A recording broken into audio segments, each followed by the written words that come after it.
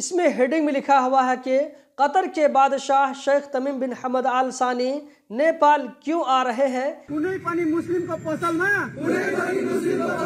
कुनै पनि किसिमको सामान खरीद बिक्री गर्दैनौ।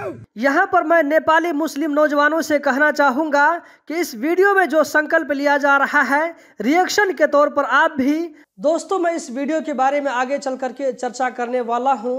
आज की वीडियो आप में से खास करके नेपाली भाइयों के लिए बहुत ही ज़्यादा इम्पोर्टेंट होने वाली है, तो वीडियो को लास्ट तक ज़रूर देखें। अगर आप लोगों को वीडियो अच्छी लगे तो आगे ज़रूर शेयर करें और अपनी राय कमेंट बॉक्स में ज़रूर लिखें। दोस्तों, यहाँ पर आप लोगों को एक न्यूज़ का स्क्रीनशॉट नज़र आ रहा होगा, जिसमें यहाँ पर आप देख सकते हैं कि इसमें हेडिंग में लिखा हुआ है कि कतर के बादशाह शेख तमीम बिन हमद आल सानी नेपाल क्यों आ रहे हैं। इसके नीचे में आप लोगों को इसका जो है डेट और टाइम भी नजर आ रहा होगा। इसके नीचे में यहाँ पर आप लोगों को पूरी खबर नजर आ रही होगी, जहां पर आप देख सकते हैं कि कतर के बादशाह शेख तमीम बिन हमद आल सानी नेपाल आने वाले हैं। ये बात पक्की हो गई है। कहा जा रहा है कि कतर के बादशाह शेख तमीम बिन हमद आल सानी चैत के आखिरी में नेपाल का दौरा करेंगे, जहां पर नेपाल और कतर के बीच में तारीखी और तवील मुद्दती अहमियत के मुआहदे होंगे, यानी कि हिस्टोरिकल और लॉन्ग टर्म वाले समझौते पर बातचीत होगी। आप लोगों को मालूम होना चाहिए कि कतर एक ऐसी जगह है जो कि नेपाली भाइयों के लिए एक बहुत ही इम्पोर्टेंट जगह है, जहां पर नेपाली वर्कर जाकर के काम करते हैं और हर महीना करोड़ों रुपए नेपाल भेजते हैं। ये पहला मौका है कि कतर के हुक्मरान की तरफ से नेपाल का दौरा किया जा रहा है, इसलिए ये बहुत ही ज़्यादा इम्पोर्टेंट है। यहाँ पर मैं आप लोगों के साथ में एक डाटा शेयर करने जा रहा हूँ, जहाँ पर आप देख सकते हैं कि मैंने गूगल में सर्च किया था कि कितने नेपाली वर्कर कतर में रहते हैं, तो मुझे ये रिजल्ट मिला है, जहाँ पर आप देख सकते हैं कि मई 2017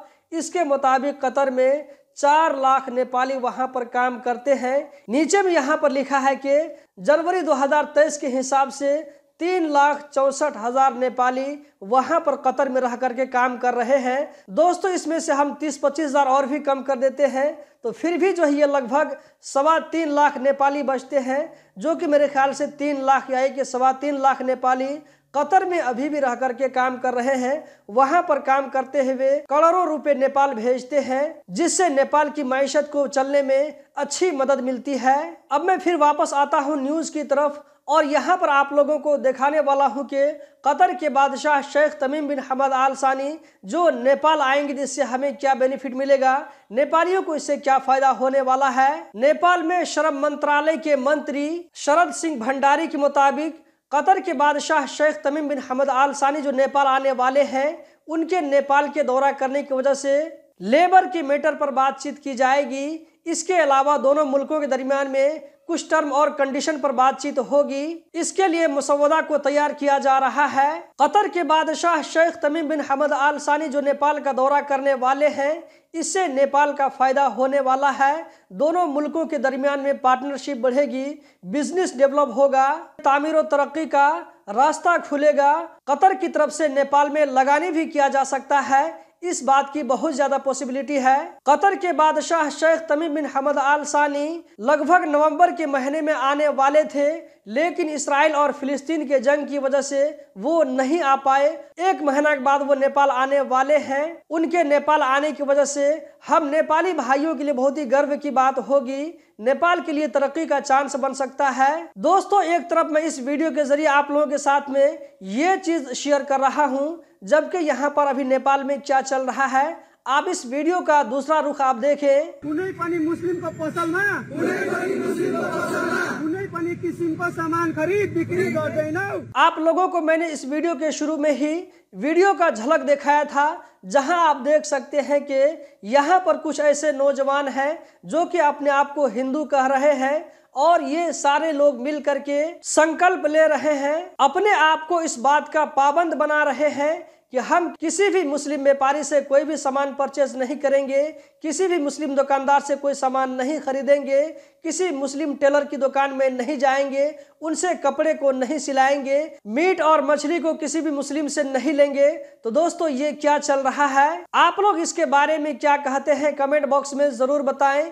इस तरह की वीडियो जब सोशल मीडिया पर आएगी, आप ये ना समझें कि हम नेपाली में बोल रहे हैं तो इसको कोई नहीं समझ सकता है, बल्कि इस वीडियो को पूरी दुनिया में देखा जा सकता है। बहुत सारे लोग ऐसे हो जाएंगे जो कि इस वीडियो को अरबी में या कि इंग्लिश में ट्रांसलेट करके इसको वायरल कर सकते हैं। जब इस तरह की वीडियो नेपाल से बाहर जाएगी, अरब कंट्री में जाएगी, तो वहां पर नेपाल के बारे में किस तरह का सोच होगा, नेपाल को बदनाम करने की यहाँ पर कितनी बुरी कोशिश की जा रही है, आप इससे अंदाजा लगा सकते हैं। इस वीडियो में जो संकल्प लिया जा रहा है, इससे मुसलमान ही को नुकसान नहीं होगा, बल्कि हमारे प्यारे मुल्क नेपाल का भी नुकसान होगा। इस चीज को हमें समझना होगा। और इस वीडियो को जो आप विदेश से देख रहे हैं, नेपाल से बाहर से देख रहे हैं या ये कि अंदर से देख रहे हैं, तो इन चीजों को आपको समझना होगा कि आप खून पसीना बहा करके बाहर में काम करते हैं, लेकिन नेपाल के अंदर में कुछ लोग ऐसे हैं जो कि नेपाल को नुकसान पहुंचाने का काम कर रहे हैं।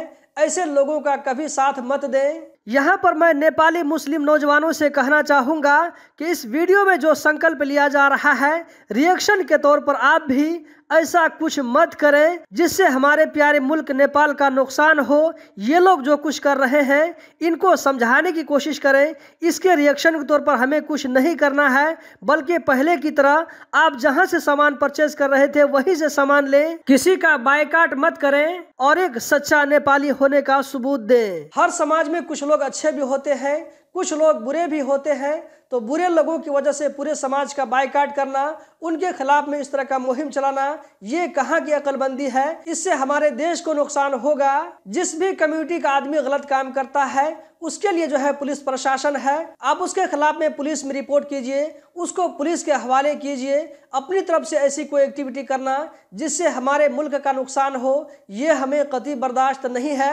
आप लोग इसके बारे में क्या कहते हैं कमेंट बॉक्स में जरूर बताएं। अगर आप लोग मेरी बातों से सहमत करते हैं तो वीडियो को लाइक करके आगे ज्यादा से ज्यादा शेयर करें।